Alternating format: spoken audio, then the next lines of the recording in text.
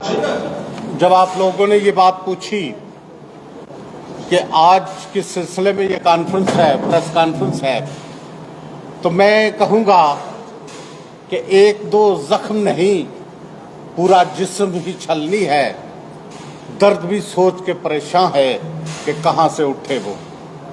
तो मसला एक नहीं है, मसाइल गुनागू हैं और बहुत से हैं।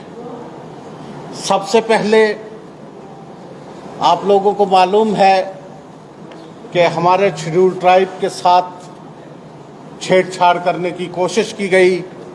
ऐसे लोगों को रिकमेंड किया गया एक कमीशन की तरफ से जो मुस्तहिक नहीं थे।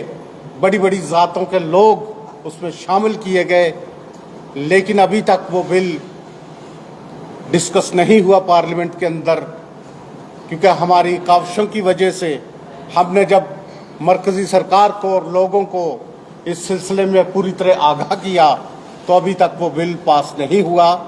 मैं शुक्रगुजार हूँ मरकज़ी सरकार का कि उन्होंने इस बिल को भी ठंडे बस्ते में रखा। लेकिन उसके बाद आप देखते हैं कि यहाँ बहुत ऐलानात किए जाते हैं कि शेड्यूल ट्राइब को यहाँ फॉरेस्ट राइट्स दिए गए हैं, जंगलात के हकूक़ दिए गए हैं, जिन ज़मीनों पे वो बैठे हैं उनके हकूक़ दिए गए हैं। हमने एक आरआईटी के तहत, आरटीआई के तहत एक इंफॉर्मेशन मांगी तो उसमें जवाब आया कि अभी तक किसी भी शख्स को, एक भी आदमी को हक नहीं दिया गया अंडर फॉरेस्ट राइट एक्ट। दूसरी बात, आप देखते हैं कि हमारे जो नोमैड गुजर्स हैं, बकरवाल्स हैं, उनको किस तरह से आर्जी तौर पे या जिस तरह भी अपना गुजारा कर रहे हैं, उनको किस तरह से खदेड़ा जा रहा है और किस तरह से पुलिस और फॉरेस्ट के जंगलात के जो अफसरान हैं किस तरह से उनको तंग कर रहे हैं, ये भी एक मुद्दा है आज का। दूसरी बात ये कि हम चाहते हैं यहाँ मुख्तलिफ जो जिस प्रोफेशन से ताल्लुक़ रखते हैं हम लोग, वो एक्सपर्ट यहाँ पे बैठे हुए हैं। हमारे सईद साहब हैं, ये दोदी गुजर्स के बहुत सी और जो उनसे ज़्यादतियाँ हो रही हैं उसके बारे में जानते हैं। हमारे कारपोरेटर साहब, एक्स कारपोरेटर साहब बैठे हैं यहाँ, ये जानते हैं कि जिस तरह कहते हैं कि पॉलिटिकल रिजर्वेशन दी गई, पॉलिटिकल रिजर्वेशन अगर दी गई है तो अगर 75 या 76 ये कारपोरेशन की सीटें हैं तो सिर्फ 2 ही एसटी के लिए रिजर्व क्यों की गई, उसके बारे में भी मेरे दोस्त यहाँ रोशनी डालेंगे। मेरे को कन्वीनर साहब दीगर मामलात पे रोशनी डालेंगे। मैं इसलिए आपसे मुखातिब हो रहा हूँ कि ये तमाम तर मसला आज कोई एक नहीं है, मसाइल बहुत से हैं। दोस्त रोशनी डालेंगे। मुझे उम्मीद है कि हमारी बात आप लोगों तक पहुँचाएंगे, आप मीडिया के ज़रिए इसके, आप अपने मीडिया के वसातत से हुकूमत के पास हमारी बातें पहुँचाएंगे।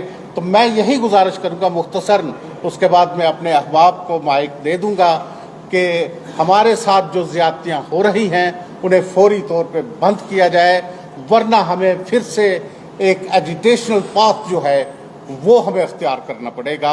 मैं बशीर साहब से गुजारिश करूँगा कि वो मज़ीद। आज की ये जो प्रेस कॉन्फ्रेंस का इनेकाद किया गया है, हमारे जो बेसिक इश्यूज़ हैं, जैसे शेड्यूल ट्राइब का मसला था, कुछ ऐसे लोगों को हमारी जो कौन सा शर्मा कमीशन थी, कमीशन कौन सी थी, GD Sharma commission, GD Sharma commission में जो रिकमेंडेशंस की गई उसके अंदर जो लोग डिज़र्व नहीं करते थे, जनरल कैटेगरी के लोग थे, और वो भी एक पार्टिकुलर रीज़न उन्होंने अपनी रिकमेंडेशंस में इंक्लूड किया, उसको हम स्ट्रांगली अपोज करते हैं। इसके लिए हमारी पूरी union territory Jammu and Kashmir में एजिटेशन भी चली। बिल वो पार्लियामेंट में टेबल हुआ, लेकिन अभी वो बिल डिस्कशंस में नहीं आया। दूसरी बात ये है कि हमारे जो नोमैड्स लोग हैं, ट्राइबल लोग हैं, उनको आप रोज़ देखते हैं, न्यूज़पेपर में भी आते हैं कि हमारी मोर देन 50% हमारी जो जम्मू कश्मीर में ट्राइब जो गुजर बकरवाल की पॉपुलेशन है, it is near about 35 to 40 lakhs, और उसमें जो 50% पॉपुलेशन है अभी भी नोमैड है। और आप देखिए जैसे ही ये जंगल कम हो रहे हैं और इजाज़त नहीं है। दूसरा ये है कि इनके पास रहने के लिए कोई ठिकाना नहीं है। ये लोग नदी नालों के किनारे बैठे हुए हैं, यहाँ भी आप देखते हो नदी के नाले के किनारे खाली जगह पे बैठे हुए हैं। हमारी गवर्नमेंट से दरख्वास्त ये है कि ये इस चीज़ का नोटिस लिया जाए। यहाँ जहाँ ये बैठे हुए हैं वहाँ गवर्नमेंट की कुछ एजेंसी, यहाँ इनको 2 साल हो जाते हैं, साल होते हैं, कई लोगों ने अपने शेल्टर भी बनाए होते हैं, उनको डिमोलिश कर दिया जाता है। फिर दूसरी जगह जाते हैं, वहाँ से इनको फिर डिमोलिश किया जाता है।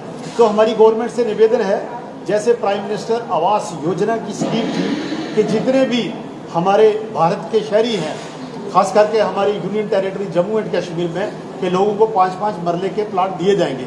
तो हमारी जो एडमिनिस्ट्रेशन है, जो अथॉरिटीज़ हैं, उनसे हमारी ये निवेदन है कि हमारे जो ये नोमैड लोग हैं, जो खानाबदोश लोग हैं गुजर एंड बकरवाल कम्युनिटी के, इनको 5 मरले नहीं, कम से कम इनको 3 कनाल जगह होनी चाहिए।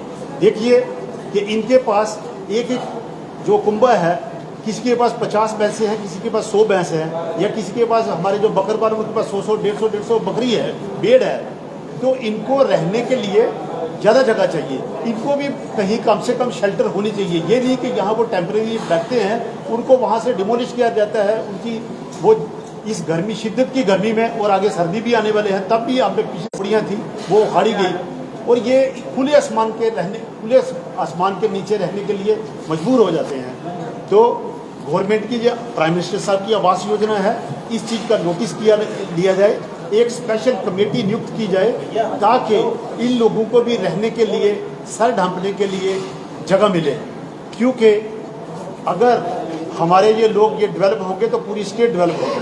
दूसरी बात मैं कहना चाहता हूँ कि एक हमारा जो ट्राइबल राइट्स, जो फॉरेस्ट राइट हमें दिए गए, वो 2006 में बने थे, लेकिन हमारी स्टेट में जब ये आर्टिकल 370 अगस्त 2019 में एब्रोगेट हुई, उसके बाद में हमें ये फॉरेस्ट राइट दिए गए।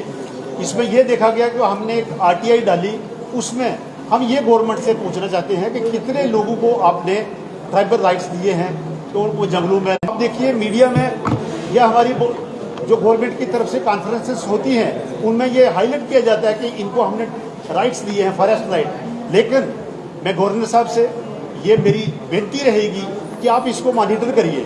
कंसर्न डिप्टी कमिश्नर या तहसीलदार हैं, उनसे आप रिपोर्ट मांगिए कि अपने अपने इलाके में बताइए कि कितने गुजर लोगों को बसाया गया है, कितने को फॉरेस्ट राइट दिए गए हैं।